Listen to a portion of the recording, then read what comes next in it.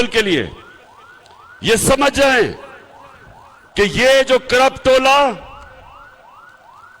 یہ جو 3 چوہے اکٹھے ہو گئے ہیں شکار کرنے کے لیے، میں آج آپ سب کے سامنے کہہ رہا ہوں کہ انشاءاللہ میں آپ ان کا شکار کر کے دکھاؤں گا. کیونکہ یہ کر کیا رہے ہیں؟ اسلام آباد میں سندھ ہاؤس ہے.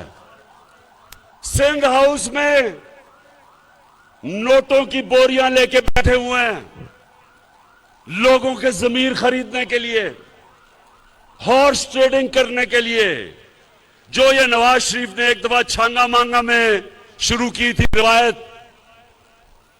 کہ MPs member of parliament کے ضمیر خریدنے کے لیے، یہ آج سندھ کی عوام کا پیسہ میں آیا ہے. سندھ ہاؤس ادھر سے سندھ سے گارڈ لے کے آئے ہیں اس کو بچانے کے لیے کہ کوئی اندر نہ آ جائے.